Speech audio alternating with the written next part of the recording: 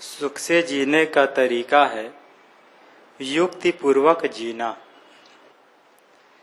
यदि हमें युक्ति मालूम नहीं है तो समय तो बीत जाएगा लेकिन जीने में मजा नहीं आएगा।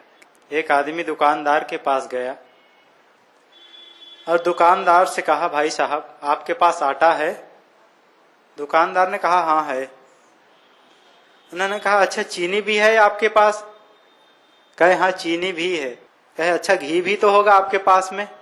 कहे, हाँ मेरे पास घी भी मिल जाएगी, वो भी उपलब्ध है। तब उस आदमी ने कहा, भाई साहब आपके पास आटा भी है, घी भी है और चीनी भी है, तो आप हलवा बना करके क्यों नहीं बेचते हैं? अरे डायरेक्ट हलवा बना करके बेचना चाहिए आपको, तो हमको मेहनत नहीं करनी पड़ती। तो वह दुकानदार कहता है, भाई साहब मेरे पास हालांकि ये तीनों ही चीजें हैं और हलवा बनाने में ये तीनों चीजें ही प्रयुक्त होती हैं, लेकिन मेरे पास हलवा बनाने की युक्ति नहीं है और बिना युक्ति जाने यदि मैं हलवा बनाने बैठूं तो घी भी खराब जाएगा, चीनी भी खराब जाएगी और आटा भी खराब जाएगा, कुछ काम नहीं आएगा। यही बात हम लोगों की है।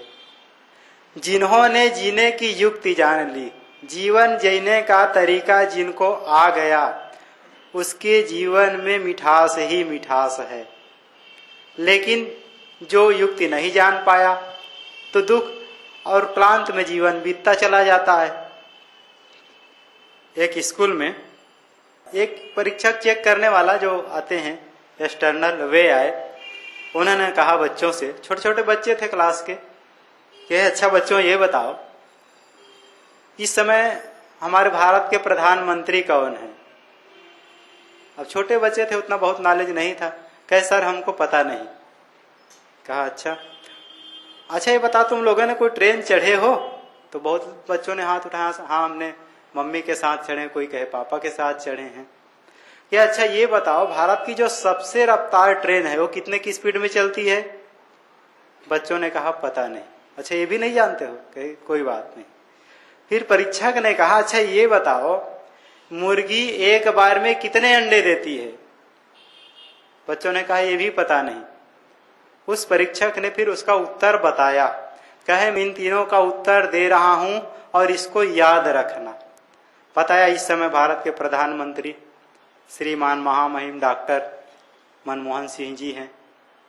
इस समय भारत की सबसे रफ्तार ट्रेन है, अब मैं एकदम फाइनल नहीं बता रहा हूं कितना है, उन्होंने उसमें कहा था कि इस समय भारत की जो रफ्तार ट्रेनें हैं वे 120 किलोमीटर की रफ्तार से चलती है। फिर उसने कहा कि मुर्गी एक बार में 5 अंडे देती है। कह दिए कि इन प्रश्नों का उत्तर याद रखना, मैं कभी और पूछूंगा। चले गए और भी व्यवहारिक बात बता करके। जब 6 महीने बाद वे पुनः इसी स्कूल में उसको जाना हुआ, चेकर जो टेस्टेड टीचर होते हैं वे आते रहते हैं समय समय से। उन्होंने कहा, बच्चों जब मैं 6 महीना पहले आया था तो तुम लोगों से 3 प्रश्न किया था, क्या उसके उत्तर मालूम है? अब बच्चे तो सब चुप ही रहे। तो उन्होंने प्रश्न शुरू किया। प्रश्न कहा, मैंने पहला प्रश्न ये पूछा था, फिर दूसरा कि इस समय भारत के प्रधानमंत्री कौन है, फिर भारत के सबसे रफ्तार ट्रेन कौन है, फिर तीसरा प्रश्न उन्होंने कहा कि मुर्गी एक समय में एक बार में कितने अंडे देती है। तो सभी बच्चों ने कहा पता नहीं। उसमें से एक लड़का था, उन्होंने कहा, सर आपकी इजाजत हो तो मैं कहूं, मैं उत्तर दूं आपके प्रश्नों का। कहा ठीक है भाई, खड़े हो जाओ, उत्तर दो। तब उन्होंने कहा, सर इस समय भारत के प्रधानमंत्री डॉक्टर मनमोहन सिंह 120 किलोमीटर के रफ्तार से 5 अंडे दिए। बताइए उत्तर कहां से कहां चला गया? उनको उत्तर मालूम तो था लेकिन कहने की युक्ति मालूम नहीं थी। यदि हमको भी जीवन जीने की युक्ति मालूम नहीं है, जीवन जीने का सही तरीका मालूम नहीं है, तो कुछ का कुछ उत्तर होगा। एक युवक एक महात्मा के पास आया, महाराज मैं शादी करना चाहता हूं और शादी करने के बाद मेरा जीवन में सुख शांति कैसे बनी रहे इसके लिए आप कृपा करके मुझे उपदेश कर दें। उस संत ने कहा, बेटा ऐसा है, इस समय मैं आपको कुछ उपदेश नहीं करूंगा। एक काम करना, मैं एक सेठ का नाम और पता दे रहा हूं, उनके पास चले जाओ और उनसे पूछना, वे सब बता देंगे। वह युवक सेठ के पास गया, सेठ से निवेदन किया कि एक संत के पास मैं गया था, उस संत ने आपके पास मुझे भेजा है और कृपा करके आप मुझे इस बारे में मार्गदर्शन करिए। उसी समय बातचीत चल ही रही थी, एक फोन आया सेठ के पास। उनके कोई मुनिम का फोन था। सेठ जी, बड़ा सुखद समाचार है। कहे क्या कि आपके अमुक फैक्ट्री में 50 लाख का मुनाफा हुआ है।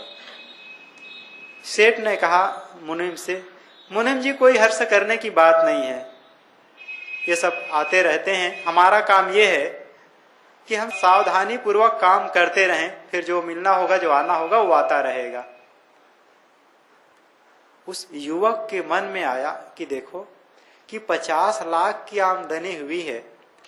इस सेठ के मन में थोड़ी भी हंसी या थोड़ा भी चेहरे में आकर्षण नहीं आया। अरे इतने में तो खुशियों का इजहार करना चाहिए, मिठाई बांटना चाहिए। पता नहीं पत्थर का हृदय वाला सेठ कहां कहां मैं आ गया। थोड़ी देर चर्चा चलती रही, फिर भी अब कुछ कह तो पाया नहीं। थोड़ी देर फिर चर्चा होने लगी आपस में। एक फोन फिर आया। सेठ जी ने फोन उठाया, किसी दूसरी फैक्ट्री से ये दूसरे मुनिम का फोन था। उन्होंने कहा, सेठ जी बड़ा दुखद समाचार है, आपका अमुक लड़का एक कार एक्सीडेंट में मारा गया। उस सेठ ने कहा, बेटा ये संसार है, लोग आते रहते हैं और जाते रहते हैं, यहाँ शोक करने की बात नहीं है। आप इतना कर दीजिए, उनके अंतिम संस्कार की व्यवस्था कर दीजिए, फिर जो होना होगा होगा। अब तो उस लड़के से रहा नहीं गया, जो उस सेठ की बातों से सुन रहा। सेठ से कहा, सेठ जी आप भी गजब के आदमी हैं। जब शुरू में फोन आया तब आपसे कहा गया कि इतने की आमदनी हुई है, लेकिन आपके चेहरे में थोड़ा भी रौनक नहीं आया। दूसरे फोन में आपके पास इतने दुख भरी बात आई कि आप किसी का जवान लड़का एक्सीडेंट से खत्म हो जाए, क्योंकि कितना दुख से उसको गिर पड़ना चाहिए, लेकिन आपके मन में थोड़ा भी वेदना नहीं आई।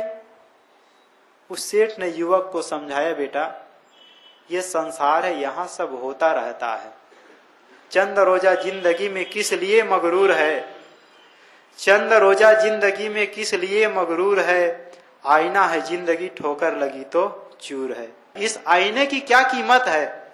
चश्मा आंख से गिर पड़ता है तो तुरंत फूट जाता है। जिस शीशे से हम रोज निहारते हैं, अपने चेहरे को देखते हैं, हाथ से थोड़ा सा छूट जाता है तो चूरा चूर हो जाता है।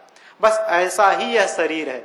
उस सेठ ने कहा, बेटा तुम यदि शादी करना चाहते हो, परिवार बसाना चाहते हो, तो इतना ध्यान रखना, उसमें सुख के भी क्षण आएंगे, दुख के भी क्षण आएंगे। समय में पता नहीं कैसे कैसे सामना करना पड़ेगा। कभी लोग तुम्हारी प्रशंसा भी करेंगे, कभी लोग तुम्हारे सामने ही निंदा करेंगे। उन सब में यदि तुम सह करके जीवन जी सको तब तुम शादी करो, नहीं तो मत करो। क्योंकि उस सेठ को मालूम था जीवन जीने का तरीका, जीवन जीने की युक्ति उनके पास थी। हम सब जीवन जीने का तरीका सीखें और उसी के आधार पर आगे जीवन का निर्माण करें।